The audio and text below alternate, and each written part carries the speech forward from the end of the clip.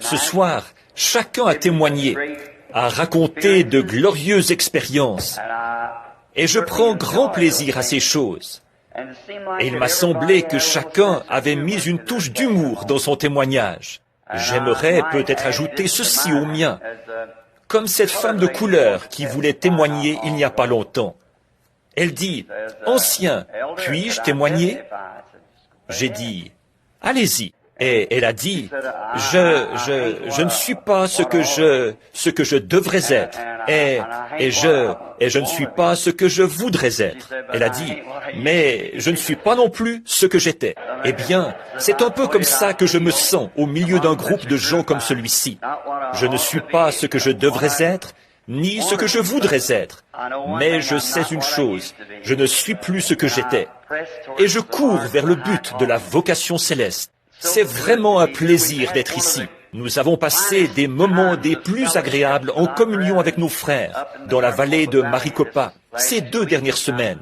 Je suis passablement roué. Et nous avons vu notre Père Céleste accomplir de grandes choses pour nous. Et ce que nous faisons là, c'est simplement dans le but, en quelque sorte, d'amener les gens à prier et à s'attendre à ce que le grand point culminant soit atteint pendant cette convention. Quand j'ai appris que j'allais avoir le privilège de rendre visite à ce chapitre avec mon bon ami frère Tony. Et j'ai demandé 3 fois ce soir, comment est-ce qu'on prononce ce nom-là? Et je n'y arrive vraiment pas. Alors, ce sera Tony tout court, si ça ne vous dérange pas. De toute façon, je pense que nous ne sommes pas très formalistes ici, n'est-ce pas? Vous savez, ça ressemble un peu à Dieu, ça. Vous savez, la Bible dit « Dieu est sans forme ». Alors, nous n'avons pas de forme. En voyant les grandes choses que notre Père Céleste a accomplies pour nous cette semaine, nous sommes heureux de venir partager ces bénédictions avec ce chapitre et d'avoir cette occasion de faire connaissance avec des frères et avec vous qui êtes de cette partie-ci de l'Arizona.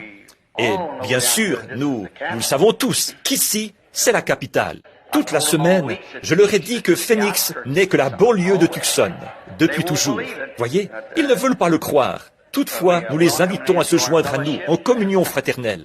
C'est que nous sommes beaucoup plus hauts. Il faut qu'ils nous tiennent en haute estime, vous voyez. Nous qui sommes ici en haut, à Tucson. Donc, venez tous. Nous irons faire un tour à Phoenix, là, la semaine prochaine, ou à la fin de cette semaine, pour ce temps de communion fraternelle qu'il y aura là-bas. Nous avons vu une chose glorieuse se produire juste avant que j'entreprenne ce voyage. Je voudrais simplement prendre quelques instants parce que je pense que ça en vaut la peine. Au cours de toutes ces années où j'ai voyagé et essayé de me tenir à la brèche entre différentes organisations et différentes personnes, les hommes d'affaires chrétiens ont été pour moi comme une petite oasis, où l'on croit que Dieu a fait d'un seul sang toutes les races. Et je crois ça. Je crois que son peuple se trouve dans toutes les églises.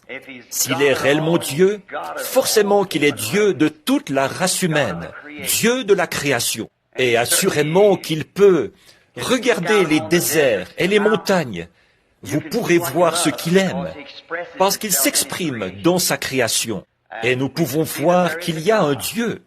Et ces gens, les hommes d'affaires du plein évangile, quand je rends visite à leur chapitre et que j'y prêche, ça me donne alors l'occasion de m'adresser à tous les différents groupes réunis. On a fait appel à moi pour, comme on dirait dans le langage de la rue, remplacer au pied levé Demos Shakarian. Vous savez que c'est toute une charge, ça. Mais j'étais à Cincinnati il y a quelques jours et j'ai appris que sœur Shakarian avait subi une opération. Frère Miner Argenbright, un des responsables, était venu me voir et m'avait dit « Viens à Cincinnati en voiture avec moi ». J'ai dit « J'ai des centaines de personnes alitées ici, venues du monde entier, alitées dans ces hôpitaux et ces chambres, qui attendent que je prie pour elles. » Des gens ont attendu pour avoir un entretien, certains jusqu'à 2 ou 3 ans. Ils ont attendu et finalement ils ont pu venir. Et il a dit, eh bien, prends seulement quelques instants pour faire un saut là-bas avec moi. J'ai dit, eh bien, à quelle heure est le petit déjeuner? Ça se trouve, je pense, à environ 190 kilomètres de l'endroit où j'habite. Il a dit, eh bien, ça commence vers 8 heures. J'ai dit, eh bien, voici ce que je te propose. Dans ce cas, nous allons partir vers 4 heures et arriver là-bas pour le petit déjeuner. Je me dépêcherai de rentrer. Et quand je suis arrivé là-bas, frère Shakarian n'y était pas. Je suis entré. Ils ont dit exactement ce que nous attendions. Alors, voilà, j'ai pu rentrer chez moi au cours de la nuit. Entre-temps, un ministre baptiste avait fait pression sur Billy, mon fils. Il disait, « Vous ne comprenez pas, monsieur. » Il disait, « Ma femme est mourante. » Et il lui a dit, « Eh bien, monsieur, quand papa reviendra, il a dit, « Nous avons une obligation vis-à-vis de ces gens, d'aller vers eux. » Vous savez, dans la ligne de prière, souvent, on va faire passer les gens et peut-être prier pour eux. Mais parfois, c'est un cas pour lequel il faut creuser plus profondément que ça. Vous voyez, Dieu guérit sous condition. Et il se peut qu'il y ait quelque chose dans la vie de cette personne. Peu m'importe la quantité de médicaments que le médecin pourrait lui donner, elle ne se rétablira jamais tant que cette chose-là ne sera pas réglée. Si vous alliez voir un médecin dans son cabinet et que vous lui disiez que vous êtes malade, que vous lui mentionniez les symptômes que vous avez, s'il était pressé, probablement qu'il vous prescrirait quelque chose qui contient un analgésique quelconque, comme de l'aspirine. Ce médecin cherche simplement à se débarrasser de vous à ce moment-là, parce qu'il n'a pas le temps. Un très bon médecin, lui, avant de vous donner le médicament, il va établir un diagnostic. Il va approfondir jusqu'à ce qu'il découvre ce qui ne va pas. Et ensuite, il vous donnera le médicament. Parfois, on trouve des gens qui passent dans les lignes de prière, et ça, c'est dans tous les pays.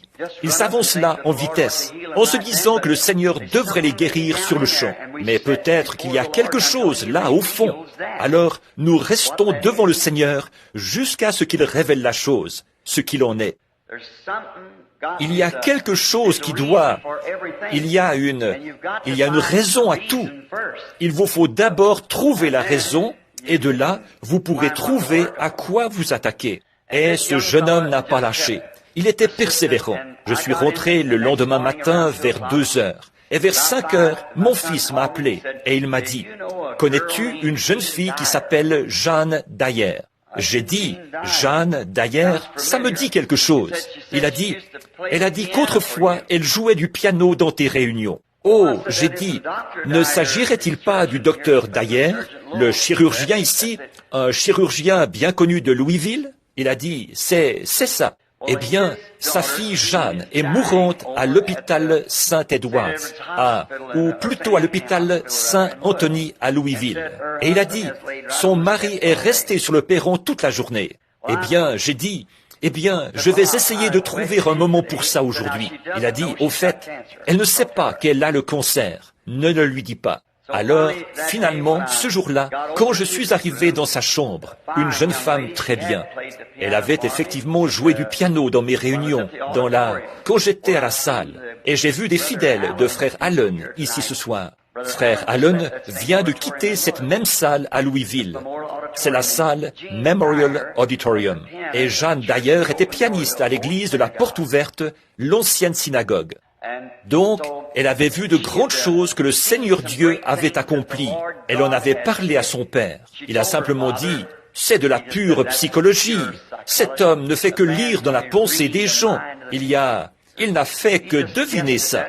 Elle a dit, papa, il ne peut pas deviner chaque fois. Voyez, elle a dit, c'est carrément impossible. Eh bien, il a dit, Jeanne, oublie ces affaires-là. Elle était fiancée à un gentil garçon qui étudiait au séminaire baptiste à ce moment-là. Elle s'est mariée et est allée s'installer à Rockford, dans l'Illinois, l'endroit d'où venait ce garçon. Et elle a quand même essayé de maintenir son témoignage. Mais le garçon a accepté un emploi dans le monde et, après un certain temps, il s'est presque éloigné du Seigneur. La jeune fille a eu un problème gynécologique. Elle est allée à la maison vers son père. Il savait qu'elle avait besoin d'être opérée. Il a trouvé en elle ce qu'on appelle, je ne connais pas le terme médical pour ça, mais parce que je sais qu'il y a quelques médecins qui sont assis ici maintenant. Donc, ça s'appelait quelque chose comme la tumeur chocolat. Et c'est, à l'intérieur, quand il l'a retiré, il a dû en répondre une partie. Et les cellules étaient malignes. Ils l'ont recousu, lui ont fait des rayons X et de la thérapie. Alors, quand elle est rentrée chez elle, elle a continué à avoir de la douleur et des problèmes. Un an plus tard, elle y est retournée pour une hystérectomie totale. Et quand ils lui ont enlevé les organes, ils ont constaté que le cancer s'était propagé dans le côlon et avait enveloppé celui-ci. Ils ne pouvaient rien faire. Ils ont de nouveau essayé de traiter par les rayons X. Ça n'a pas marché. Alors, ils l'ont simplement emmenée à l'hôpital en lui disant qu'elle avait un problème gynécologique très grave et qu'ils essayaient de soigner ça. Et la jeune fille était mourante. Son mari le savait. Alors, il venait. Il avait mis la main sur quelques-uns de mes livres que Jeanne avait lus. Donc, il s'est mis à venir à l'hôpital et il lui en faisait la lecture. Et au moment où nous sommes allés là-bas pour prier pour elle, elle m'en a parlé. J'ai dit, Jeanne, c'est un jeune homme très bien. Je ne voulais pas que... J'ai gardé le secret, parce que je savais elle ne savait pas qu'elle avait le cancer. Donc, 2 jours plus tard, ils allaient faire une colostomie. Alors, avant d'emmener la jeune fille, ils m'ont laissé venir prier avec elle. Je l'ai amenée dans la chambre, et dès que une infirmière incroyante était de garde.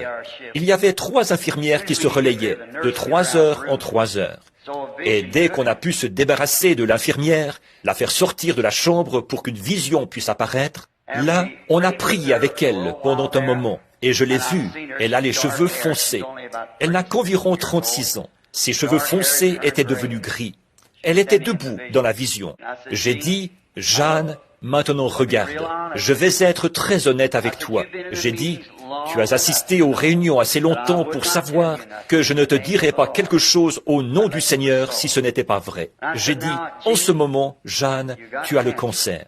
Elle a dit, je m'en doutais, frère Branham. Et j'ai dit, cette opération prévue pour après-demain, c'est une colostomie. Mais ne t'inquiète pas, j'ai vu, et ça vient du Seigneur, que tu vas te rétablir. Et elle s'est vraiment réjouie. Alors, je suis rentré chez moi, et le surlendemain, plutôt, ils allaient l'emmener pour faire la colostomie ce matin-là. Et ils ont dû attendre quelques minutes, après qu'ils l'eurent préparée et tout, qu'elle a été prête à partir. Et elle a ressenti le besoin naturel que devraient avoir les êtres humains à ce moment-là. On l'a emmenée aux toilettes et elle a eu une élimination complète et normale. Le médecin était tout ébahi. Il l'a examinée de nouveau. Le lendemain matin, ils ont laissé ça comme ça, ont annulé l'opération. C'est le docteur Hume, un très bon spécialiste, un chirurgien, un de mes amis, qui allait opérer. Et le lendemain matin, elle a de nouveau eu une élimination complète et normale. Et son père, le docteur Dyer, m'a téléphoné. Et entre 2 sanglots, il a dit, « Frère Branham, j'ai critiqué ce que vous disiez. » Il a dit, « Mais maintenant, je suis un croyant. Je crois que le Dieu d'Abraham, d'Isaac et de Jacob vit toujours. Il a toujours été Dieu et il reste Dieu. Et nous savons qu'il est tout aussi grand ici à Tucson qu'il l'est n'importe où, parce qu'il est omniprésent, omnipotent et infini. Et nous savons qu'il peut tout faire. Maintenant, pour ne pas vous retenir très longtemps, en général, il est très rare que si j'allais prêcher, là, je m'arrangerais pour que vous soyez sortis dans les 6 prochaines heures, c'est sûr. Ça, c'est un sermon court. Mais je ne vais pas faire ça ce soir. J'ai des services demain soir, le soir suivant et ainsi de suite. Nous nous préparons à partir outre-mer de nouveau, si le Seigneur le veut, très prochainement. Je veux dire à tous les gens qui sont ici, aux amis, j'ai peut-être déjà rencontré certains d'entre vous, et il y en a peut-être beaucoup ici que je n'ai encore jamais rencontrés. Je vous salue au nom de notre Seigneur Jésus, le Fils de Dieu, que sa paix soit avec vous à jamais. Étant donné que je parle de temps à autre dans ces chapitres, ça amène les gens comme pour mes frères dans le ministère, ici, à dire, une fois, quelqu'un m'a dit, Il a dit, « Billy, eh bien, pourquoi est-ce que vous côtoyez ce groupe d'hommes d'affaires ?» Il a dit, « Je pensais que vous étiez prédicateur. » Oh, j'ai dit, « Mais je suis un homme d'affaires. » Il a dit, « Un homme d'affaires ?» J'ai dit, « Bien sûr. » Il a dit, « Je ne savais pas ça. » J'ai dit, « Oui, je suis un homme d'affaires. » Il a dit, « Vous travaillez dans quel domaine ?» Je l'ai dit rapidement pour qu'il... J'ai dit, « Je suis dans l'assurance vie. » Il a dit, « Quoi ?» J'ai dit, « L'assurance vie. » Il a dit, « Que voulez-vous dire ?» J'ai dit, « L'assurance de la vie éternelle. » Alors, si quelqu'un parmi vous aimerait discuter d'une police avec moi, je serais content de vous voir juste après le service. Je suis ici pour affaires. Ça me rappelle un de mes amis. Il s'appelait Snyder. Nous sommes allés à l'école ensemble. Maintenant, pour ce qui est des assurances, j'ai un ami qui est dans les assurances. J'ai un frère dans les assurances. Mais moi, en réalité, des assurances, je n'en ai pas.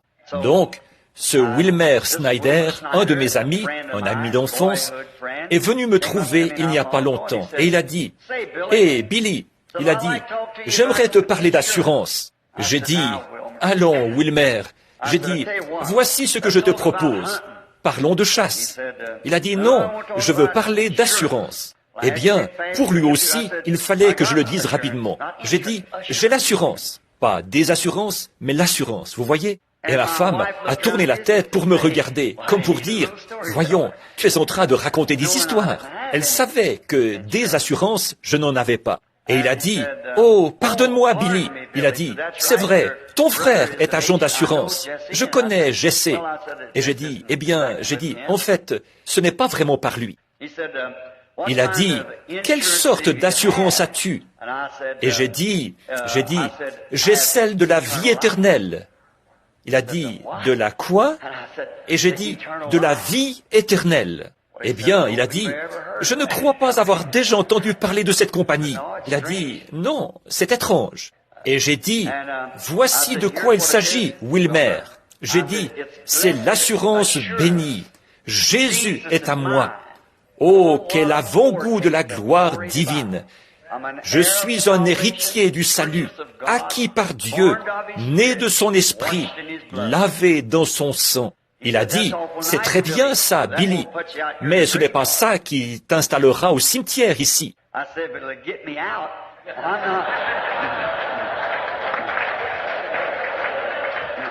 J'ai dit, « Mais ça m'en fera sortir.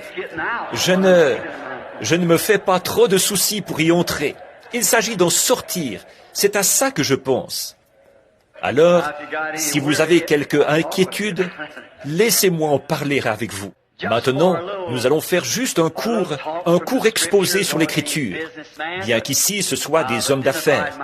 Mais je me suis identifié à vous comme homme d'affaires. Et il y a beaucoup de mes frères dans le ministère qui sont là. Je les ai vus se lever il y a quelques instants. Donc, peut-être qu'un jour, si le Seigneur le veut, j'aimerais bien venir me joindre à ce groupe pour faire une bonne réunion commune avec les ministres d'ici. Je connais un jeune frère ici. Je l'ai rencontré. Il s'appelait Whittle, je crois. Une fois, nous étions ensemble quelque part. Bon, ça aussi, je l'ai mal prononcé. Il m'a fait savoir que ça allait. Donc, mon nom à moi est Branham.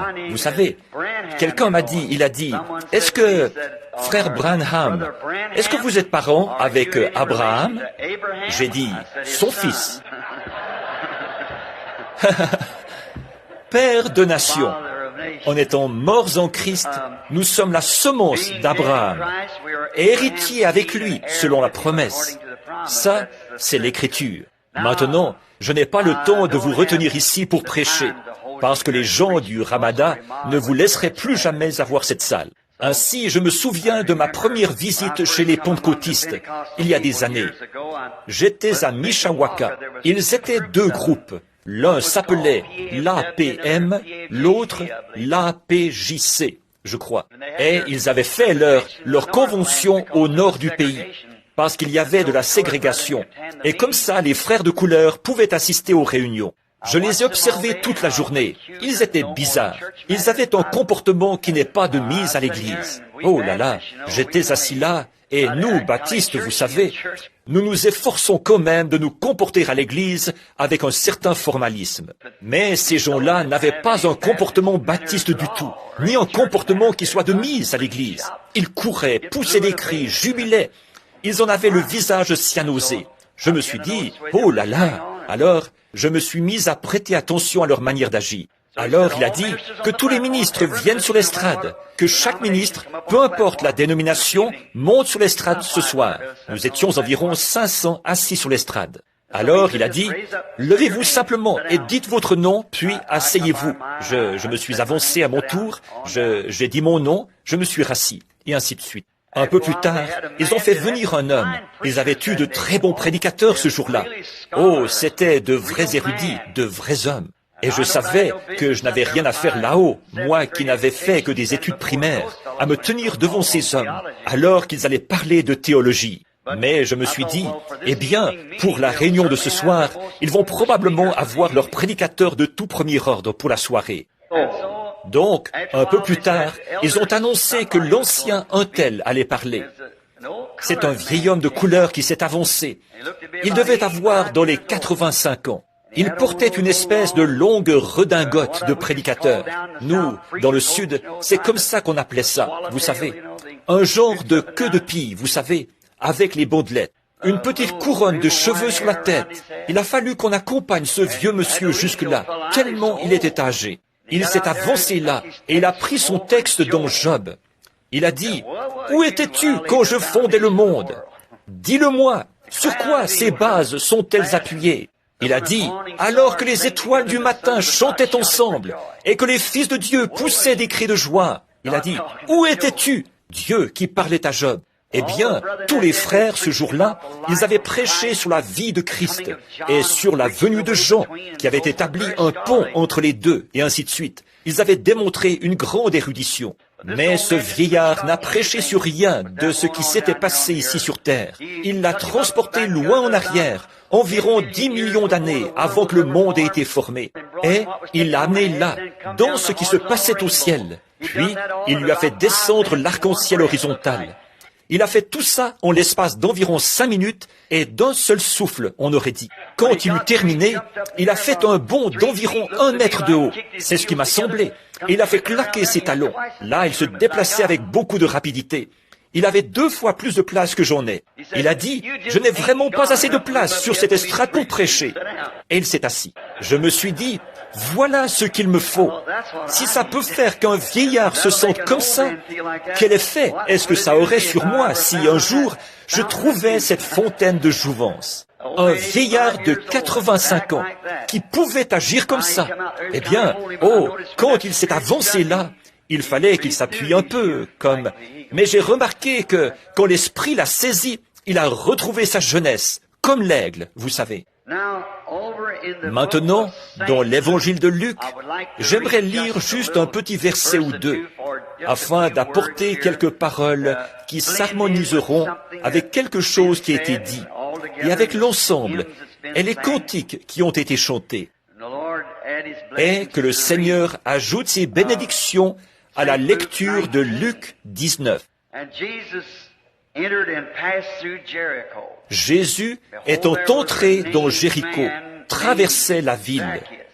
Voici un dénommé, un homme riche, appelé Zachée, chef des publicains, cherchait à voir qui était Jésus, mais il ne pouvait y parvenir à cause de la foule. Il était de petite taille. Il courut en avant et monta sur un sycomore pour le voir, parce qu'il devait passer par là. Lorsque Jésus fut arrivé à cet endroit, il leva les yeux et dit, « Zachée, hâte-toi, descends, car il faut que je demeure aujourd'hui dans ta maison. » La nuit avait dû être terriblement mauvaise. Ce petit homme n'avait pas dormi du tout. Il n'avait pas arrêté de se tourner et se retourner toute la nuit. Nous connaissons tous ce genre de nuit. On ne peut pas se reposer. On ne peut pas s'endormir. Il n'avait fait que de se tourner et se retourner toute la nuit.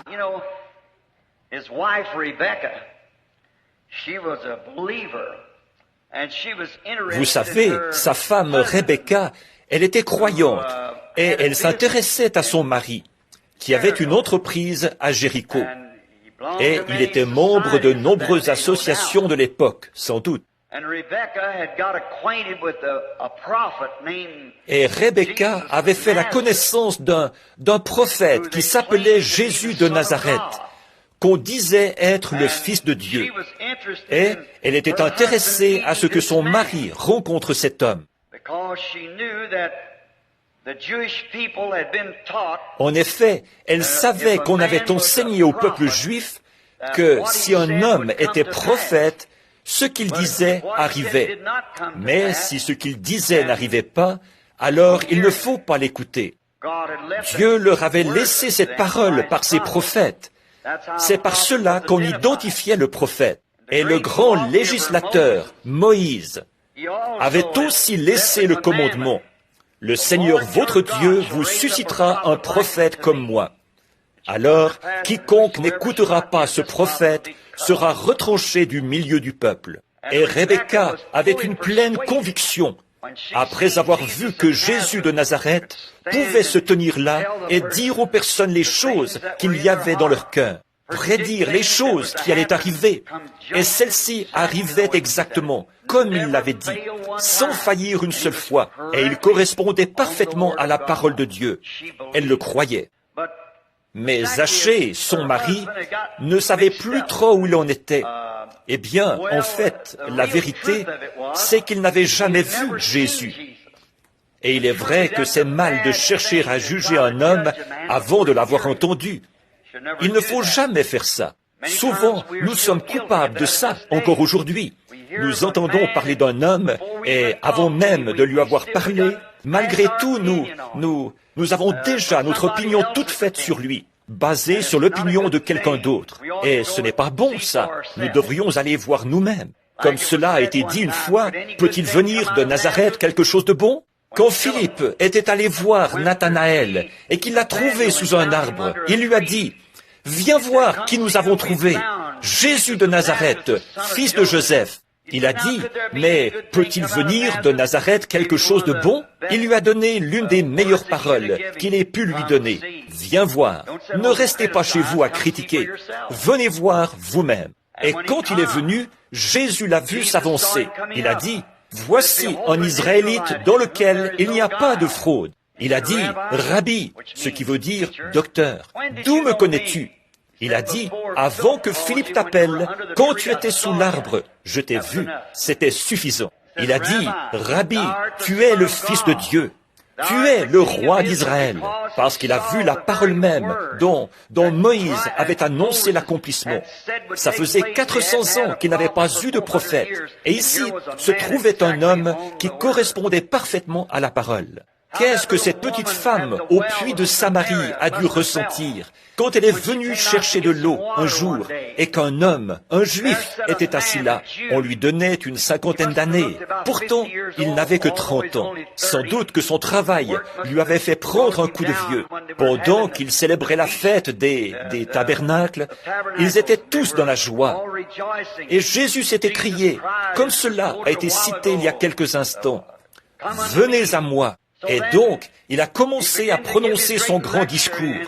Et les Juifs lui ont dit, « Tu veux dire que tu as vu Abraham? Tu es un homme qui n'a pas plus de 50 ans. Et tu dis que tu as vu Abraham? Maintenant, nous savons que tu es fou. » Et le mot « fou » là veut dire « atteint de folie ». Nous savons que tu es atteint de folie. Tu as un démon. Il a dit, « Avant qu'Abraham fût, je suis. » C'était le « je suis » qui avait parlé à Moïse dans le buisson ardent. Et nous remarquons que pendant qu'il était assis, il fallait qu'il passe par la Samarie. En effet, Israël avait entendu le message. Il venait alors vers les trois races, les Juifs, les nations et les Samaritains, le peuple de Cam, de Sem et de Japheth. Et l'évangile devait leur être présenté. Et il est arrivé à la ville nommée Sichar. Et là, il s'est assis au bord du puits. Et il a envoyé ses disciples dans la ville pour chercher de la nourriture. Une petite femme est arrivée. On l'appellerait aujourd'hui, eh bien, peut-être une fille des rues, un nom grossier. Vous savez ce que je veux dire. Donc, elle a vu Jésus. Je veux dire, non, ce n'est pas Jésus qu'elle a vu assis là, mais juste un homme juif ordinaire, assis contre la paroi de ce petit puits situé au bout de la rue, de là où les gens de la ville venaient chercher leur eau. Ce petit homme, assis là, il passait inaperçu. Elle est peut-être arrivée là vers les 11 heures du matin pour chercher de l'eau, la ration quotidienne d'eau pour la famille. Elle a fait descendre le seau pour la puiser et, avant qu'elle ait remonté au moyen du treuil, elle a entendu quelqu'un dire « Apporte-moi à boire ». Elle a jeté un coup d'œil et a vu que c'était un juif. Et elle a peut-être dit quelque chose comme ceci. « Seigneur, d'après la coutume, tu ne dois pas dire ce genre de choses. Je suis samaritaine, toi tu es juif, et nous n'avons pas de... Il y a de la ségrégation ici. Nous n'avons pas de relation entre nous. » Et il s'est mis à parler. La conversation s'est poursuivie. Il a été question de savoir si elle adorait à Jérusalem. Il a dit, « Nous, Juifs, nous connaissons ce que nous adorons, car le salut vient des Juifs. » Et la conversation s'est poursuivie pendant quelques instants. Au bout d'un moment, il lui a dit, « Va chercher ton mari et viens ici. » Elle a dit, « Je n'ai pas de mari. » Il a dit, « Tu as dit la vérité, car tu as eu 5 maris, et celui avec lequel tu vis maintenant n'est pas ton mari. » Elle a dit, « Seigneur, je vois que tu es prophète. » Or, vous voyez, ça faisait 400 ans qu'il n'avait pas eu de prophète depuis Malachi. Elle a dit, « Je vois que tu es prophète. Nous savons que le Messie, quand il viendra, il nous dira ces choses. Ce serait là le signe d'un prophète. Le Messie, quand il viendra, il nous dira ces choses. » Jésus a dit, « Je le suis, moi qui te parle. » Elle s'en est allée dans la ville, en courant, et elle a dit, « Venez voir un homme qui m'a dit ce que j'ai fait. Ne serait-ce point le Messie lui-même » De voir que cette lumière a d'abord jailli sur une petite femme qui était dans cet état-là. Quelle réprimande c'était pour les sacrificateurs qui étaient au temple en ce temps-là, eux qui l'avaient vu faire la même chose et qui l'avaient appelé Belzébul, un démon, un esprit impur qui faisait ses œuvres, alors que l'Écriture confirmait de façon si claire que ce serait là le Messie. Maintenant, Rebecca avait vu tout ça, et elle tenait beaucoup à ce que son mari puisse trouver une fois là où était Jésus de Nazareth. Et elle avait appris qu'il devait se trouver ce jour-là à Jéricho, sa ville. Alors, elle s'est mise à prier pour lui. J'espère qu'il y a beaucoup de Rebecca ici ce soir, que vous prierez pour votre mari, afin qu'un jour Jésus passe près de lui. Et elle avait prié toute la nuit. Là, nous allons illustrer un peu la scène. Et vous savez, quand quelqu'un se met à prier pour vous sincèrement, vous ne pouvez plus trouver le repos. Vous pouvez reconnaître que quelque chose est en train de se passer. Puis, vers le matin, disons, Zachée avait l'habitude de se lever plutôt tard, parce que, peut-être, disons qu'il avait un restaurant, et qu'il laissait son gérant et les autres s'occuper de l'établissement. Mais ce matin-là, il s'est levé très tôt, il s'est bien arrangé, et il a enfilé ses plus beaux vêtements. Rebecca, après avoir prié toute la nuit, elle a vu qu'il était très agité. Écoute, Rebecca, quand tu vois ton Zachée qui commence à s'agiter, souviens-toi simplement que Dieu est en train d'exaucer la prière. Tu vois, c'est comme ça que ça se passe. Quand tu vois qu'il en est au point où il ne peut même plus te dire une parole gentille, souviens-toi simplement, tiens bon, Dieu ne va pas tarder à passer près de lui. Il est devenu très agité. Une fois debout, il a enfilé ses plus beaux vêtements. Et je peux voir Rebecca se retourner et dire, « Zachée, tu te lèves très tôt ce matin, mon chéri. » « Oh oui, tu sais, j'ai pensé sortir pour respirer un peu d'air frais. Mais voici ce qu'il avait à l'esprit. Je n'arrive pas à me sortir cet homme-là de l'esprit. Tu sais ce que je vais faire? Je vais aller là-bas, à la porte par où il va passer.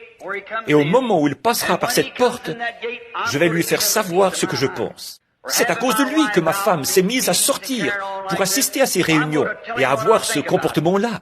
Je vais lui dire ce que je pense de lui. Vous savez, généralement les gens développent ce genre de complexe, vous savez, juste à cause d'un ouï-dire. Donc, il s'est bien arrangé. Il est descendu discrètement.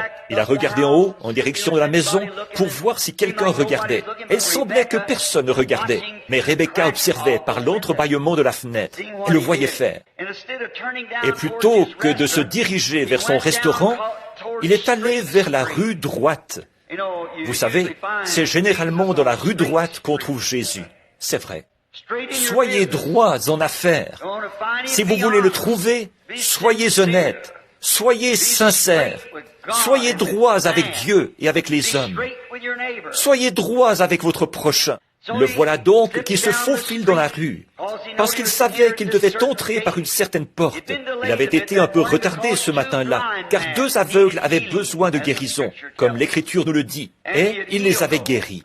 Quand il est arrivé à la porte par laquelle Jésus devait entrer, vous savez, la Bible dit qu'il était plutôt de petite taille. Et quand il est arrivé là, quelques personnes de grande taille se trouvaient là. Et il ne pouvait pas trouver un seul endroit où monter pour le voir. Les gens étaient accrochés aux remparts et partout. Vous savez, il y a quelque chose là qui fait que quand Jésus arrive quelque part, pour une raison ou pour une autre, ça attire toujours l'attention. Ils étaient là, prêts à chanter « Hosanna ». Et il a dit, « Eh bien, ici, on ne va jamais me remarquer. Et moi, je ne pourrai pas l'observer, parce qu'il va peut-être marcher au milieu de la rue avec un garde du corps, et je n'arriverai pas à voir cet homme. » Mais je ne crois pas qu'il soit prophète, parce qu'on m'a enseigné que les jours des prophéties et les jours des miracles sont passés. Vous savez, les temps n'ont pas beaucoup changé depuis. Si Dieu a déjà été Dieu, il est toujours Dieu. S'il ne l'est pas, alors il n'a jamais été Dieu. Vous ne pouvez pas dire qu'il est Dieu une fois et qu'il n'est plus Dieu la fois d'après. Il ne vieillit pas. Il ne peut pas changer d'avis. Il doit s'en tenir à ses décisions. Par conséquent, vous pouvez être sûr que ce qu'il a dit, il le fera. C'est ce que Abraham crut Dieu. Il appelait les choses qui étaient contraires comme si elles n'étaient point. Les choses qui semblaient réelles, que ses yeux voyaient, mais qui étaient contraires à la parole de Dieu. Il ne les regardait même pas. Il les appelait comme si elles n'étaient point. Il crut Dieu. Il n'a pas tenu bon pendant seulement un jour. Il a continué à vivre sa vie pendant 25 ans avant qu'Isaac naisse. Et pendant tout ce temps, il est devenu de plus en plus fort. Aujourd'hui, nous prétendons être, par la grâce et par la miséricorde et l'adoption de Christ, être devenus la semence d'Abraham. Et nous ne pouvons pas faire confiance à Dieu pendant 24 heures. Mais la vraie semence d'Abraham s'empare de la parole de Dieu et rien ne va l'ébranler. Dieu a dit à Abraham, alors qu'il avait 75 ans et que Sarah en avait 65, qu'ils allaient avoir un bébé. Alors, ils sont allés chercher toutes les épingles et les couches et ils se sont préparés pour ça. C'est vrai, rien n'allait les arrêter. Il le savait. Les 28 premiers jours ont passé. Il a dit, « Comment te sens-tu, Sarah ?» Pas de changement. Gloire à Dieu. Nous allons la voir de toute façon. Comment le sais-tu? Dieu l'a dit. C'est réglé. Le mois suivant, comment te sens-tu? Il n'y a pas de changement. Eh bien, maintenant, c'est un plus grand miracle que jamais. Il y a 2 mois de retard. Voyez? 25 ans. Comment te sens-tu, Sarah? Pas de changement. Gloire à Dieu. Nous l'aurons de toute façon. Dieu l'a dit. Après ça, nous prétendons être la semence d'Abraham. Ce que Dieu dit, Dieu peut l'exécuter, faire ce qu'il a dit qu'il ferait. Moi, je ne peux pas tenir parole tout le temps. Vous non plus. Mais lui, il doit le faire pour être Dieu. Donc, nous voyons que cet homme ne croyait pas ça. Ce petit homme d'affaires de la ville de Jéricho, il avait une grande entreprise. Il trouvait qu'il s'en tirait bien. Il était bien vu des sacrificateurs et des gens de la synagogue. Il était bien vu des églises et du club Kivani et de bien des organisations de l'époque, comme on dit. Encore là, ce n'est pas Dieu, ça. La prospérité, ce n'est jamais Dieu, ça. Pas toujours. Parfois, c'est l'inverse. Dieu a dit, quand tu étais dans les champs, il a dit à Israël que, baignée dans son sang, alors elle était prête à le servir. Mais quand elle a pu se suffire à elle-même, qu'elle croyait pouvoir le faire, alors elle ne voulait plus avoir rien à faire avec lui. Et elle lui a tourné le dos. Ésaïe a vu cet exemple dans le roi Osias. Parce qu'Osias a été un grand homme, tant qu'il est resté humble devant Dieu. Il n'a jamais joué aux politiciens. Il est resté fidèle à Dieu, et Dieu l'a béni. Son royaume était presque aussi puissant que celui de Salomon. Mais quand il est devenu égocentrique, c'est ça le problème avec les gens aujourd'hui. Surtout, ne laissez jamais cela arriver à cette organisation des hommes d'affaires. Sinon, vous êtes fichus, comme toutes les autres. Toutes les fois que les gens en arrivent au point où la prospérité commence à aveugler leurs yeux à la parole de Dieu, ils sont en très mauvaise posture. Osias était un grand homme, mais un jour il a voulu prendre la place d'un prédicateur. Entrez là et brûlez de l'encens. Et le souverain sacrificateur, accompagné de plusieurs dizaines d'autres sacrificateurs, est venu lui dire, « Tu n'as pas le droit de faire ça, tu es un laïc. » Et vous aussi, les hommes d'affaires, souvenez-vous-en, nous, les prédicateurs, nous avons déjà assez de difficultés à garder cette chose d'aplomb. Ce n'est pas l'affaire des laïcs. Les laïcs ont leur rôle, mais la chair est réservée au ministre qui a été ordonné. Dieu établit dans l'Église des hommes qui doivent faire ces choses. Et alors, nous voyons qu'il a pris l'encensoir et qu'il est quand même entré. Et Dieu l'a frappé de lèpre, et il est mort lépreux. Vous voyez, quand nous nous élevons, Zachée était presque dans cette situation-là. Il était prospère, il était en bon terme avec le rabbin, il était en bon terme avec toutes les associations. Alors il pensait que s'il se retrouvait dans les difficultés, il recevrait du soutien. Le Sanhédrin lui donnait pleinement son appui. Il se tient à la porte. Maintenant, il va faire quelque chose. Il va s'avancer, prendre ce gars-là à part et lui dire en face, « Tu es un faux prophète. Tu ne présentes aucun intérêt. Tu ne fais que pratiquer la télépathie mentale et tromper les gens. » Vous voyez, il ne s'était jamais arrêté pour lire la parole. C'est là qu'on commet l'erreur aujourd'hui. Si Israël avait fait ça, plutôt que de faire ce qu'ils ont fait, ils seraient en meilleure posture aujourd'hui. Mais il fallait qu'ils le fassent comme ça. Il fallait que cela s'accomplisse, que leurs yeux soient aveuglés, afin que l'occasion nous soit donnée, à nous. S'il n'y avait pas eu ça, où serions-nous? Remarquez. Mais, une fois arrivé là, il constate qu'il ne voit rien du tout. Il ne peut pas voir la rue, tant il y a de gens rassemblés là, partout. Alors il se dit, tu sais quoi? Il va aller chez... On m'a dit, Rebecca m'a dit qu'aujourd'hui, il irait manger chez Lavinsky. J'espère qu'il n'y a pas de Lavinsky ici.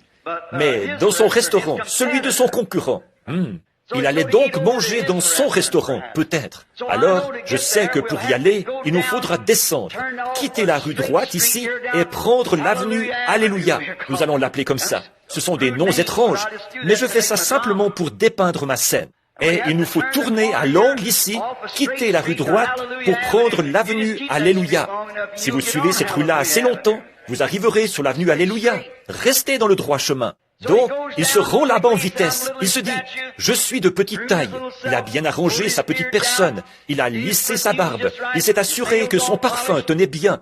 Ses ongles bien polis. Il s'est placé au coin de la rue en se disant, je le verrai quand il passera, et je lui dirai ce que je pense de lui quand il passera. Donc, il se place au coin de la rue. Et il s'est mis à réfléchir. Tu sais quoi? Ce même groupe de gens le suivra. Ils vont se mettre ici et ils vont simplement... Je suis si petit que je n'arriverai jamais à le voir. Alors, ça ne me servira pas à grand-chose de me placer ici. Je ne serai pas dans une meilleure situation ici que quand j'étais là-bas. Je crois que... Tu sais ce que je vais faire? Il y a ici un sycomore. Alors, je crois que je vais monter sur ce sycomore. Comme ça, je pourrai le voir et bien le regarder quand il passera. Lui, comme ça, il ne me verra jamais en haut de cet arbre. Et il y a une branche qui s'avance là. Je vais m'asseoir juste là, sur cette branche, et je l'observerai quand il apparaîtra et quand il disparaîtra de ma vue. Je pourrai regarder cet homme de près.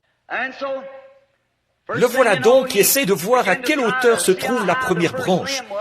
Et elle était un peu trop haute pour qu'il puisse l'atteindre. Vous savez, en réalité, le premier pas est juste un peu trop grand pour que nous puissions le faire. Nous devons l'accepter par la foi.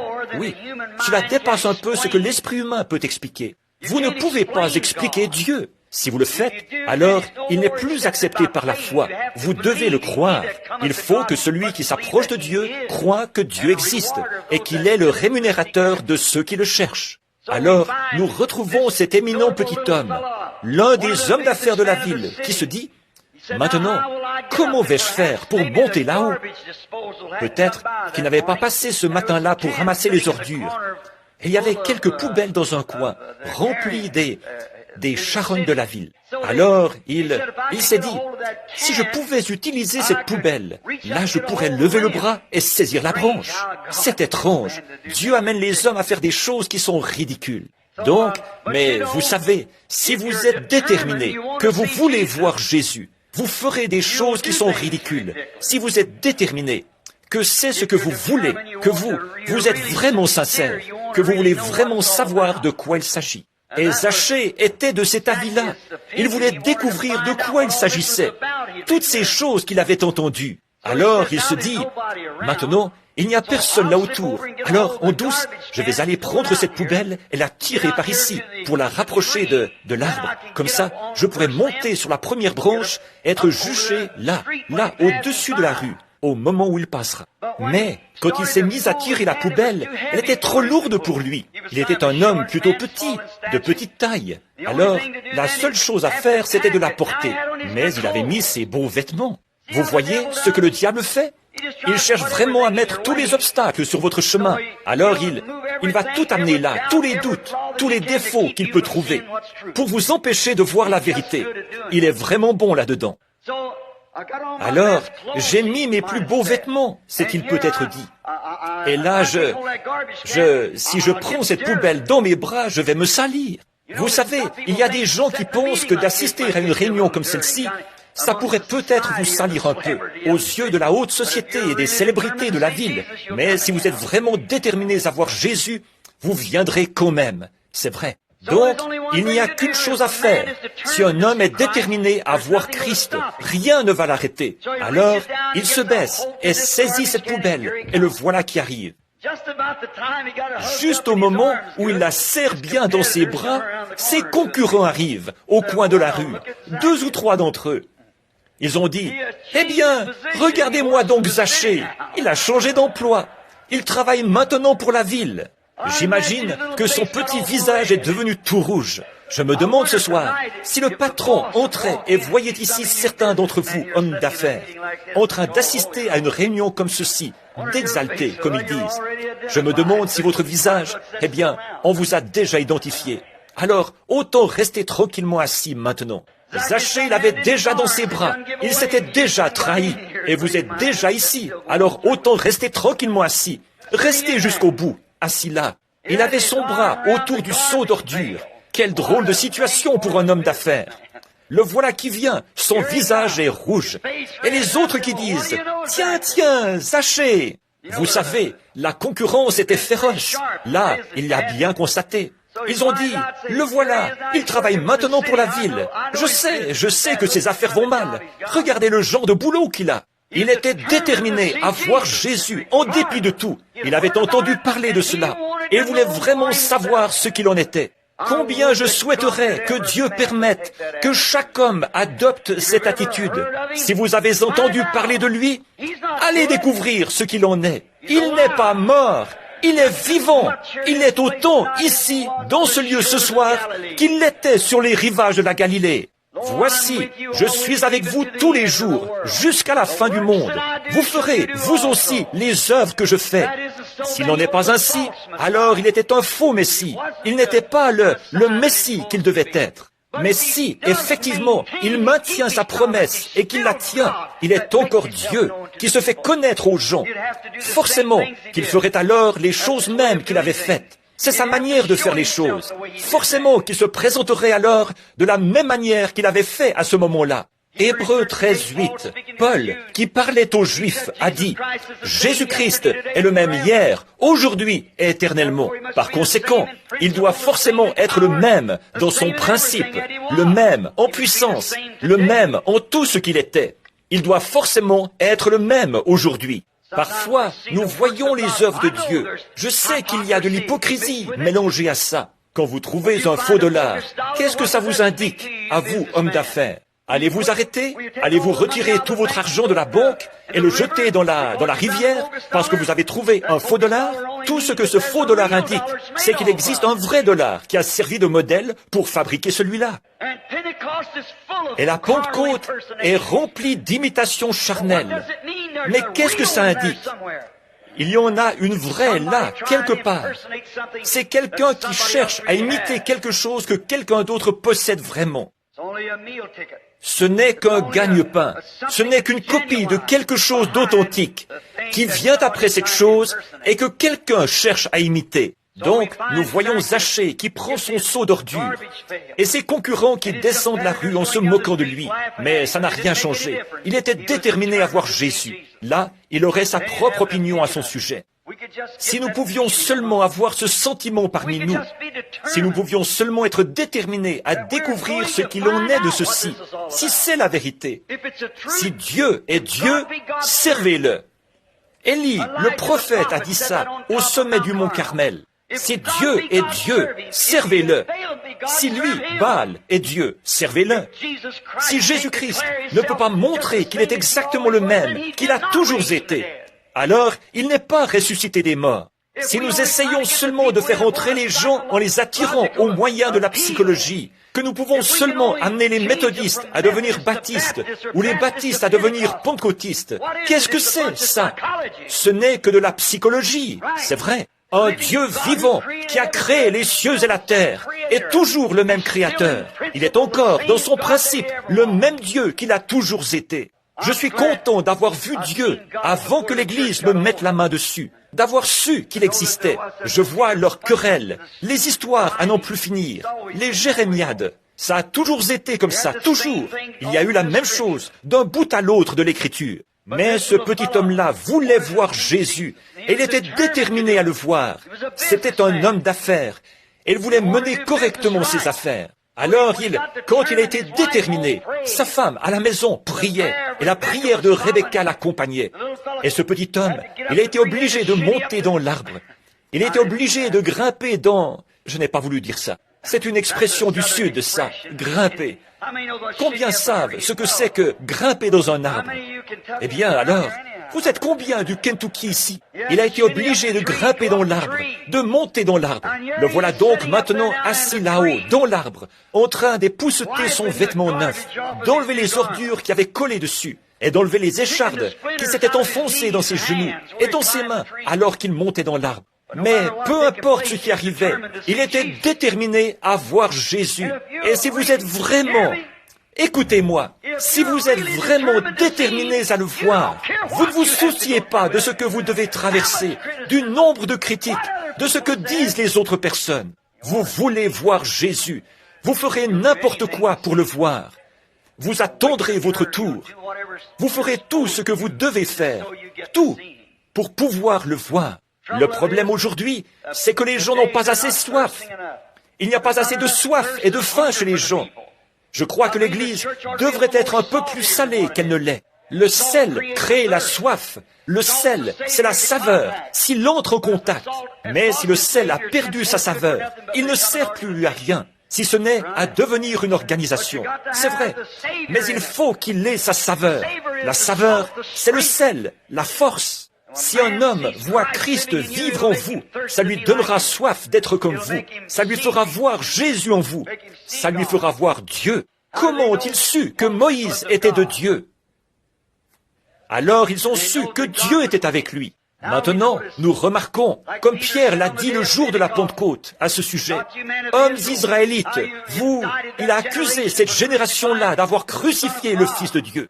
Il a dit, vous, Jésus de Nazareth, cet homme à qui Dieu a rendu témoignage devant vous, que Dieu a confirmé par les signes et les prodiges que Dieu a opérés par lui. Le prince de la vie, vous l'avez crucifié par la main des impies. » Nicodème, n'a-t-il pas bien exprimé tous leurs sentiments? C'était le prestige social dont ils jouissaient de par leur appartenance à quelque chose qui les empêchait de voir Jésus. Il lui a dit, « Rabbi, nous savons que tu es un docteur venu de Dieu, car personne ne peut opérer ces signes si Dieu n'est avec lui. » Ils reconnaissaient cela, mais à cause du prestige social, ils avaient honte de l'avouer. Ils auraient dû être comme l'aveugle que Jésus avait guéri. Ils ont dit, cet homme est un pécheur. Il a dit, c'est étrange, vous qui êtes les conducteurs actuels, vous ne savez pas d'où vient cet homme? Il a dit, s'il est un pécheur ou pas, je ne sais. Mais je sais une chose, c'est que j'étais aveugle et que maintenant je vois. C'est ça, il le savait. J'aime le témoignage positif d'hommes qui se tiennent au milieu des gens et qui disent « Je sais qu'il y a quelque chose, il m'est arrivé quelque chose ». Comme j'ai essayé de le dire à propos de la sœur de couleur, je ne suis pas ce que je voudrais être, ni ce que je devrais être, mais par contre, je sais que je ne suis plus ce que j'étais. Quelque chose s'était emparé d'elle. Zachée, assis là-haut, dans quel gâchis il se trouvait, assis là-haut. Et vous savez, écoutez-moi, les hommes qui croient Dieu se mettent dans des gâchis de toute façon. Ils font des choses qui sont carrément contraires à la tendance de l'époque.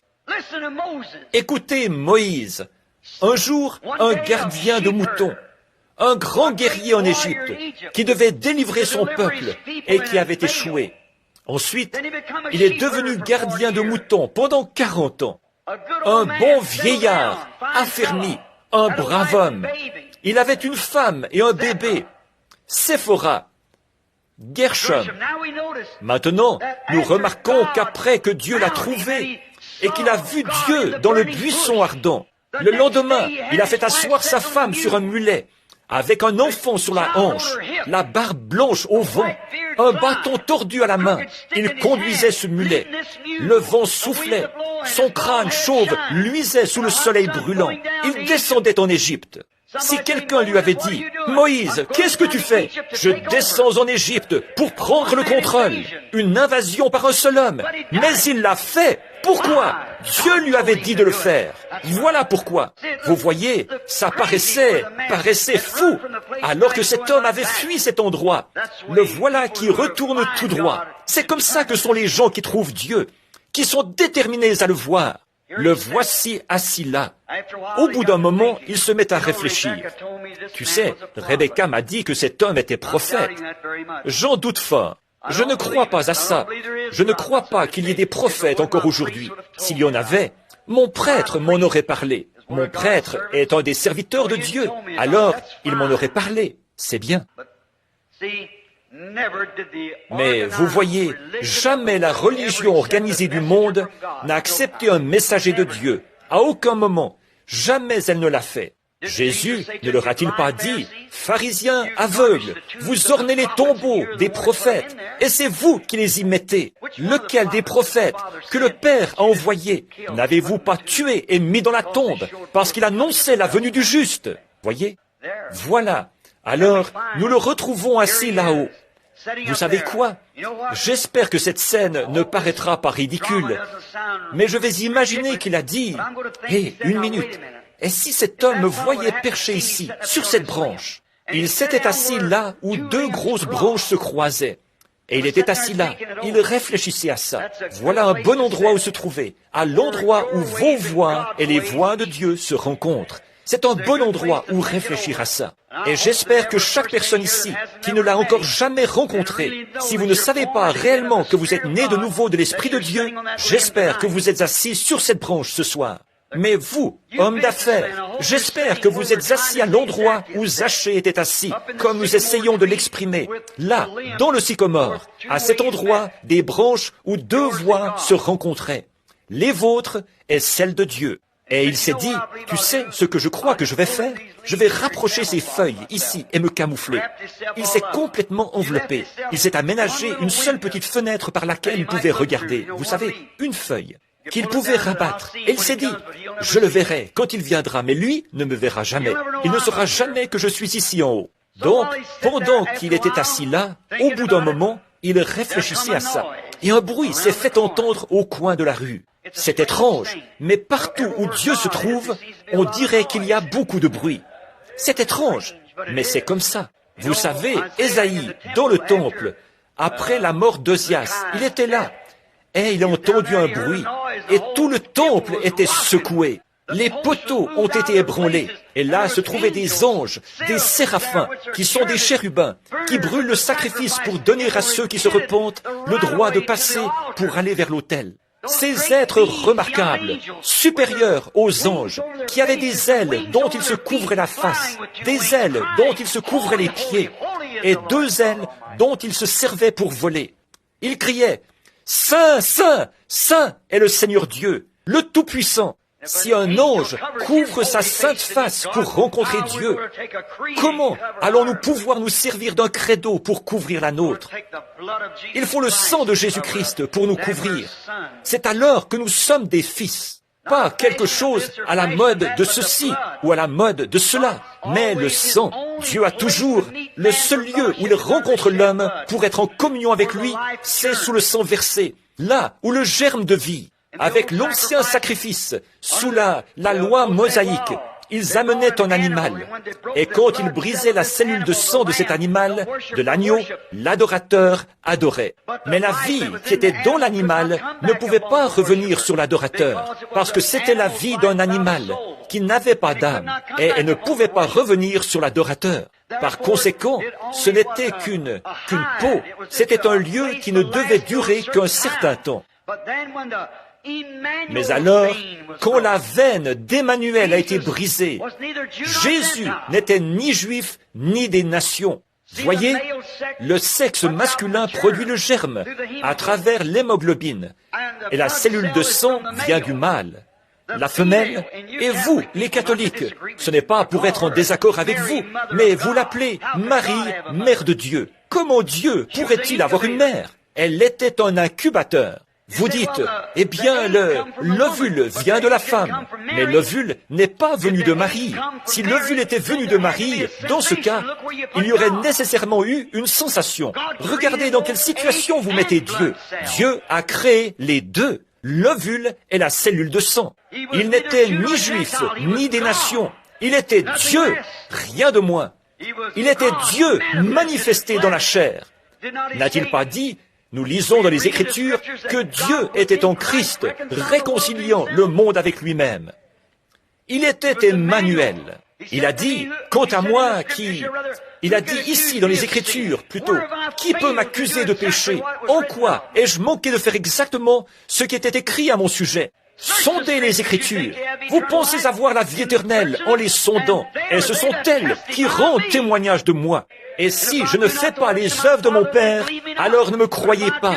Mais si je fais les œuvres, même si vous ne pouvez pas me croire, croyez aux œuvres que je fais, car elles rendent témoignage de qui je suis. Oh, comme le chrétien n'est pas à la hauteur aujourd'hui du privilège que Dieu lui a donné et des choses qui se trouvent dans la Bible. Comme j'aimerais prendre un texte là-dessus, le temps ne le permet pas. Il a entendu ce bruit, il s'est redressé, il s'est dit, eh bien, ce doit être ces exaltés qui arrivent. Il a fait retomber la feuille, il a attendu une minute. Au bout d'un moment, il a remarqué qu'on arrivait au coin de la rue. Il devait y avoir un grand gars costaud devant. Je peux le voir, quelqu'un d'assez grand, corpulent, les épaules carrées, âgé d'environ 65 ans, qui marche, un bâton à la main. Ce devait être celui que nous appelons, qu'il a appelé Simon, et à qui il a donné un autre nom, Pierre, ce qui signifie confession ou petite pierre. Derrière, 12 hommes autour de lui. De partout, des gens arrivent en courant pour toucher le rabbi au moment où il passe. Je peux les entendre dire, « Ne touchez pas le rabbi, il est fatigué, il a prêché toute la soirée. De la vertu est sortie de lui, il s'est enroué pour avoir beaucoup parlé. Ne touchez pas notre maître, il doit maintenant aller là-bas, il doit prendre son repas de midi. C'est l'heure de son repas. S'il vous plaît, ne le touchez pas. Voulez-vous, s'il vous plaît, vous écarter pour laisser passer le rabbi? » Le voilà. Et quand Zachée, notre petit homme d'affaires de Jéricho, quand il a regardé Jésus pour la première fois, il l'a trouvé différent de tous les autres hommes qu'il avait déjà vus. Insérons ici un petit quelque chose. Il se peut qu'une dame se soit avancée avec un petit enfant. Zachée regarde dans cette direction pour voir qui c'est. Oh, je me souviens, l'autre jour, le médecin était à la maison. J'étais là au moment où le sacrificateur y était lui aussi. Le médecin dit, « Cet enfant ne peut pas s'en sortir. Mettez-le dans la chambre et fermez toutes les portes. Ne laissez pas entrer d'air. » Et voici que cette famille fanatique a entendu parler de cet homme faux qui se dit prophète de Galilée. Ils sont venus et ont amené ce petit. Oh, mais les autorités de la ville devraient se saisir de lui. Je ferai le nécessaire. Quand nous nous réunirons, le conseil, Nous verrons bien si on ne peut pas régler son compte à un homme qui suit un fanatique de ce genre. Il est mentalement dérangé. Et je vois cet homme venir en courant et dire, « J'ai ici un enfant mourant, monsieur. Voudriez-vous juste laisser le prophète le toucher? Je crois qu'il est le prophète de Dieu. Je l'ai vu à d'autres réunions et j'ai entendu parler de lui. Et je sais, non, je regrette, il y a tellement de personnes. Mais au bout d'un moment, la petite femme s'avance, l'enfant dans ses bras, l'enfant est sans vie. Laissez-le simplement le toucher, c'est tout ce que je veux. Je crois en lui. Je crois que s'il touche mon enfant, nous ne pouvons vraiment pas, madame. » Il était très loin d'eux, mais il s'est arrêté net. Et là, je peux voir Zachée qui retire sa feuille et qui observe. Il dit, « Amenez l'enfant ici. » Quand ils ont amené l'enfant, ce n'était qu'un petit corps bouillant, tellement il était chaud. Ils ont retiré les couvertures. Ils placent ses doigts sur lui. La mère se tient là, avec ses beaux yeux de juive. Les larmes coulent sur ses joues. Et le père se tient là, les mains en l'air. Il croit. Il pose son doigt sur l'enfant et la fièvre le quitte. Le bambin saute des bras de sa mère et se met à descendre la rue.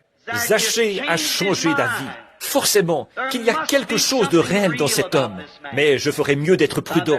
Je ferais mieux de garder ma feuille baissée pour qu'il ne me voie pas. Il vient dans cette direction. Vous ne pouvez jamais regarder véritablement Jésus-Christ et rester le même. Il y a quelque chose à son sujet qui est différent de tous les autres hommes. Quand vous l'aurez entendu parler, vous serez comme ces soldats romains. Jamais homme n'a parlé comme ceci. Les sacrificateurs, eux, parlaient de quelque chose. L'homme a toujours la même nature. Nous l'avons encore aujourd'hui. L'homme loue toujours Dieu de ce qu'il a déjà fait. Il est toujours dans l'expectative de ce qu'il fera, mais il ne tient aucun compte de ce qu'il est en train de faire. C'est simplement la nature de l'homme. Il a toujours été de cette nature. Mais si une fois un homme regarde Jésus-Christ, il ne sera plus jamais le même. Il peut le voir manifester. C'est pour cette raison que, quand vous êtes scellé du Saint-Esprit, le sceau se trouve sur les deux côtés du papier, à l'aller et au retour. Ils peuvent voir la marche, le langage, la vie de Christ qui se reflète là, dans son peuple. C'était le but de sa mort, que l'Église puisse poursuivre son œuvre.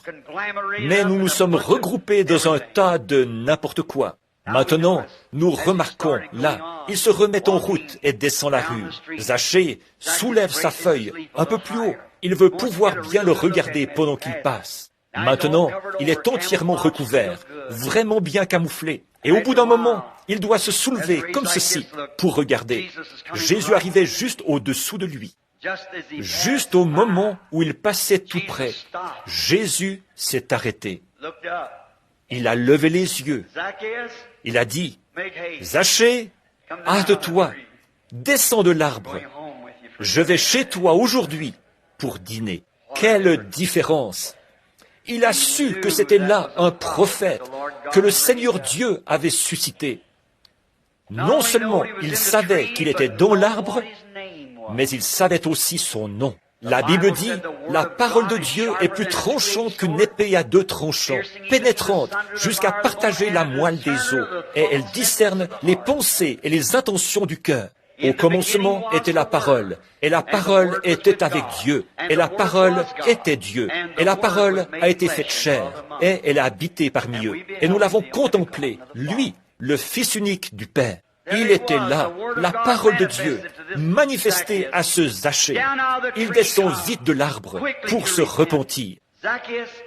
Zachée, toi, l'homme d'affaires qui est ici ce soir, souviens-toi, tu ne peux pas te cacher sous des feuilles de figuier.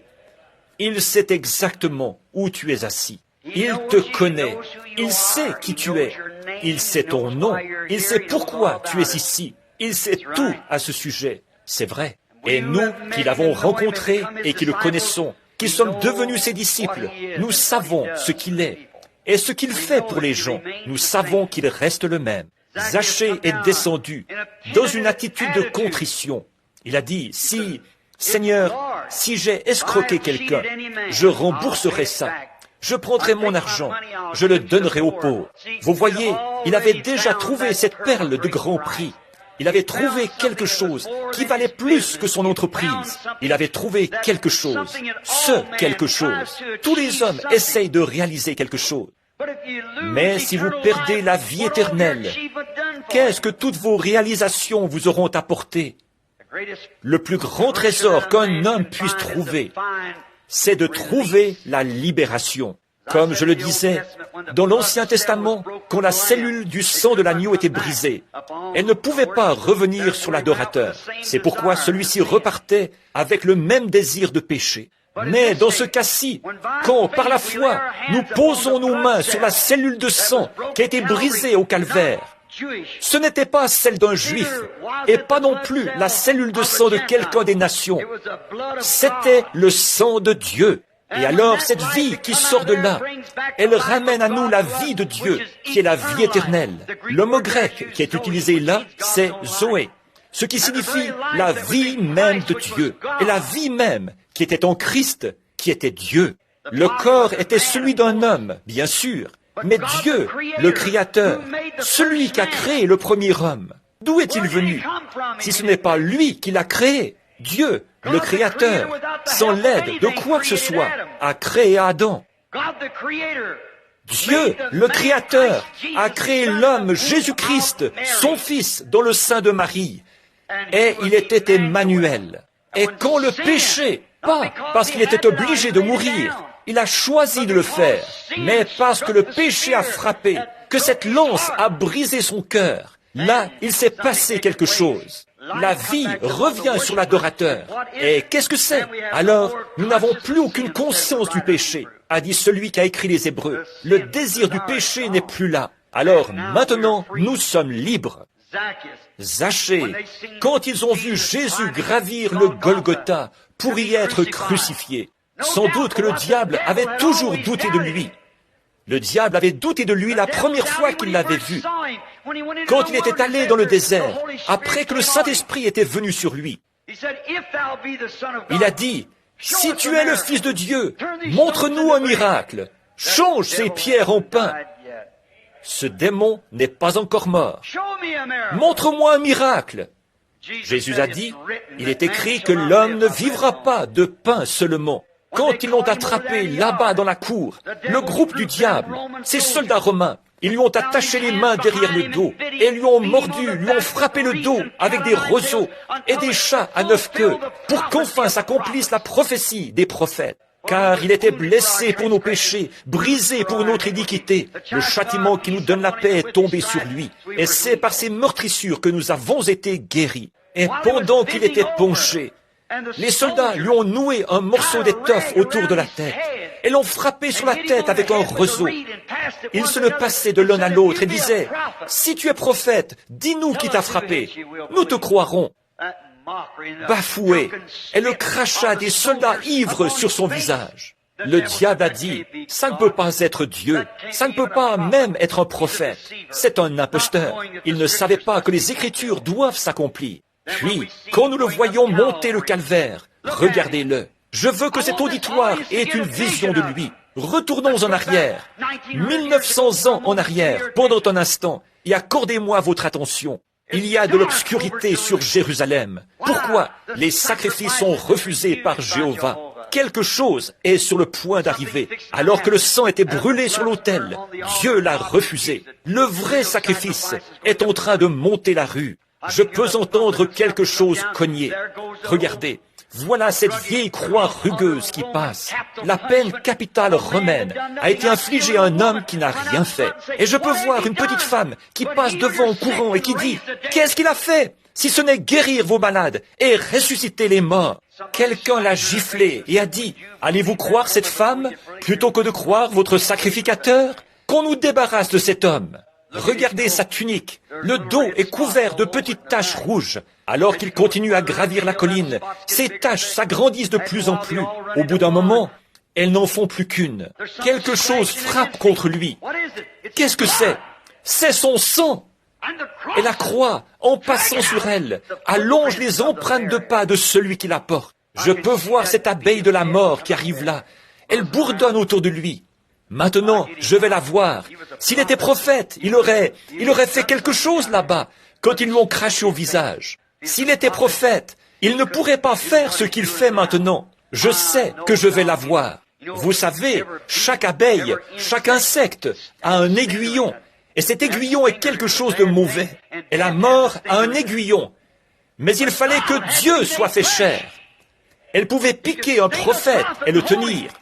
Elle pouvait piquer un juste et le tenir. Elle a piqué David et l'a tenu. Mais ici, c'est Dieu. Et elle ne le sait pas. Cette abeille sort de l'enfer et vient bourdonner autour de lui. Je vais la voir. Mais quand une abeille ancre son aiguillon assez profondément, ça lui arrache son aiguillon. Et quand cette abeille de la mort arrivait à ancrer son aiguillon dans un homme, comme moi ou comme vous, elle pouvait s'en tirer. Mais là, un corps avait été préparé. Mais là, quand elle a ancré cet aiguillon dans Jéhovah, la chair de Dieu, créée, et non produite par un désir sexuel, quand elle s'est ancrée dans cette chair-là, elle a perdu son aiguillon. Alors, elle n'a plus d'aiguillon. Ce n'est pas étonnant que le grand Saint Paul ait pu se tenir là, pendant qu'il construisait là l'endroit qu'ils allaient utiliser pour lui couper la tête. Il a dit, « Ô mort, où est ton aiguillon? Tombe, où est ta victoire?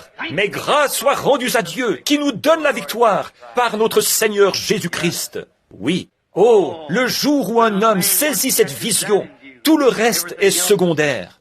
Votre entreprise est secondaire. Tout le reste, non, ça n'a pas beaucoup d'importance. Vous n'allez rester ici qu'un peu de temps. Mais ça passe avant tout. Que sert-il à un homme de perdre, de gagner le monde entier s'il perd son âme? Zachée, oh, Zachée, peut-être que ce n'est pas Rebecca qui est à la maison en train de prier, mais peut-être que c'est une mère qui est déjà de l'autre côté du voile. Ses prières sont toujours là, sur l'autel de Dieu. Dans ce cas, Zachée, ce soir, sort de derrière ces feuilles de sycomore, cette couronne d'un credo dénominationnel auquel tu te cramponnes, sans la nouvelle naissance. Ce quelque chose auquel tu te cramponnes, alors que tu n'as jamais eu de preuve que Dieu était là-dedans. Il sait exactement où tu es assis. Pourquoi ne pas le faire? Inclinons la tête un instant.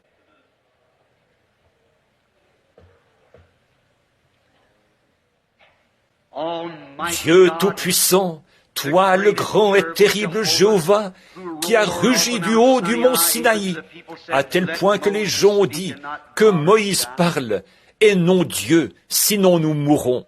Parle ce soir, notre Père céleste, avec miséricorde et pardon, dans le cœur des gens qui ne te connaissent pas, et fais-leur savoir que c'est maintenant l'heure.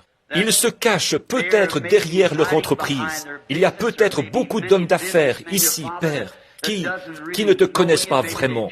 Et peut-être qu'ils sont membres d'une église. Nous ne disons rien de mal contre ça. Mais ils n'ont jamais reçu la nouvelle naissance. Ils ne savent pas vraiment ce que c'est.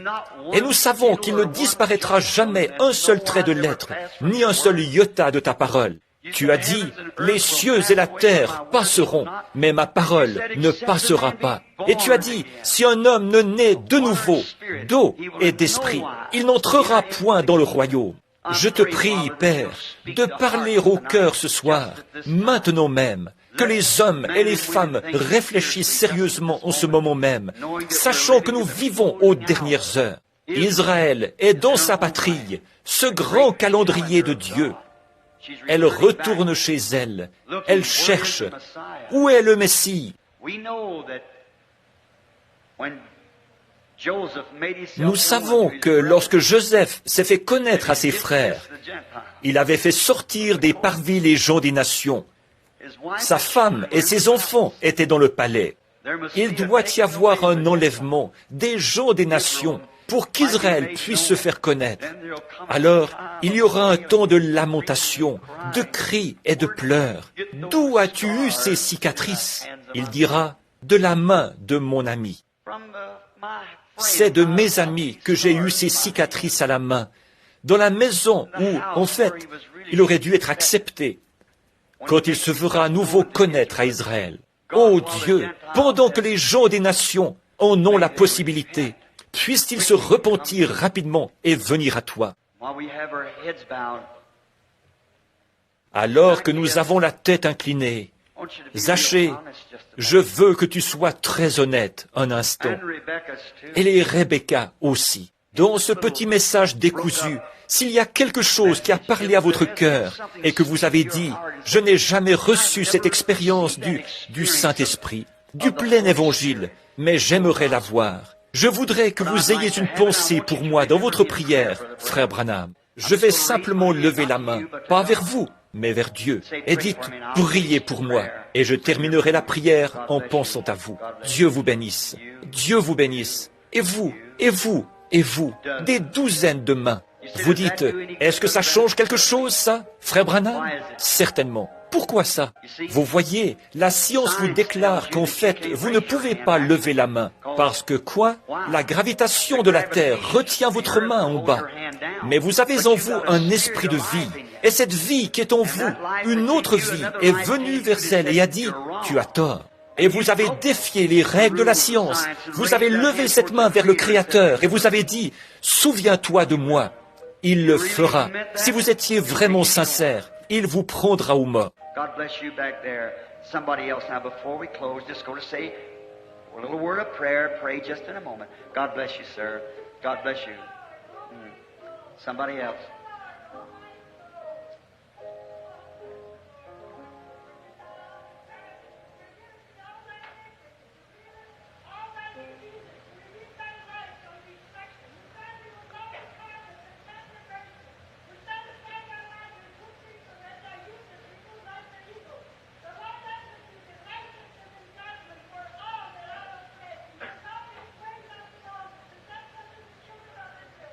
Dieu vous bénisse, là au fond. Quelqu'un d'autre maintenant, avant que nous terminions. Je vais juste prononcer une petite prière. Priez dans un instant. Dieu vous bénisse, monsieur. Dieu vous bénisse. Quelqu'un d'autre?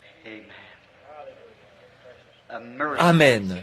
Cela parle de miséricorde. Cette petite servante qui s'est levée sous l'effet de l'Esprit, qui a exprimé une promesse. Voudriez-vous lever la main si vous ne l'avez pas fait? Et dites simplement, c'est tout ce que je vais vous demander de faire. Levez simplement la main. Reconnaissez que vous avez tort et que vous voulez recevoir la miséricorde. La maison est ouverte. Une source est ouverte dans la maison de David pour le péché et pour l'impureté. Voulez-vous l'accepter ce soir? Quelqu'un d'autre, avant que nous terminions là? Il y a eu 40, 50 mains qui se sont levées dans la salle, d'hommes et de femmes, jeunes et âgés, qui ont levé la main. Très bien. Dieu vous bénisse, monsieur. Très bien. Prions. Seigneur Jésus, je crois que ces mains ont été levées avec la plus profonde sincérité. Tu sais quel était leur objectif. Tu sais quel était leur motif en le faisant. Et je prie, Père Céleste, que ta miséricorde divine repose sur chacun d'eux. Que ce soir soit un temps de changement. Puisse-t-il se glisser en bas de l'arbre d'un pharisaïsme prétentieux.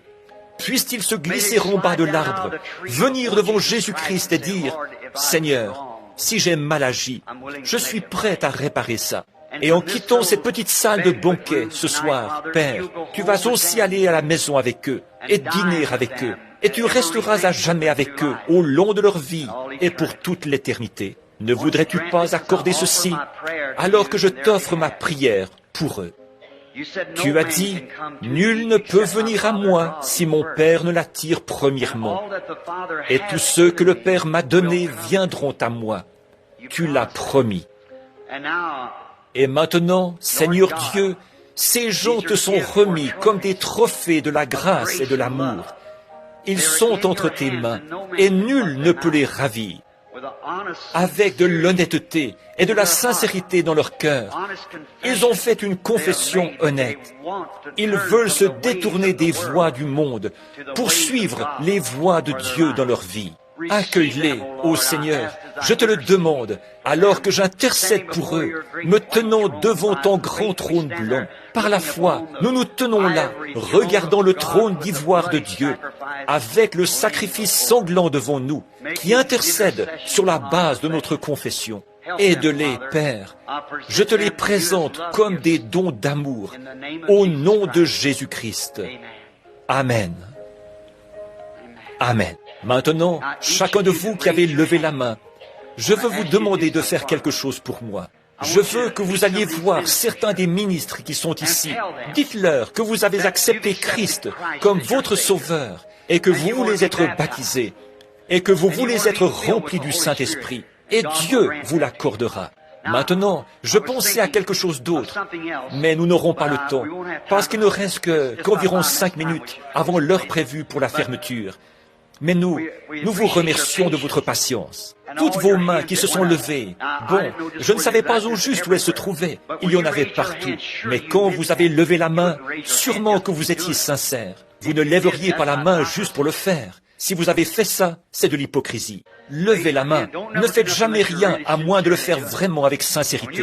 Et quand vous prenez cette décision et qu'au fond de votre cœur, vous l'avez fait sérieusement, alors marchez avec sincérité en vous conformant à cela. Dieu vous honorera. Dites, au fait, avez-vous déjà su ce qui était arrivé à Zachée? Aimeriez-vous savoir ce qui lui est arrivé? Il est devenu membre de l'association des hommes d'affaires du plein évangile de Jéricho. Ne voulez-vous pas aussi y adhérer?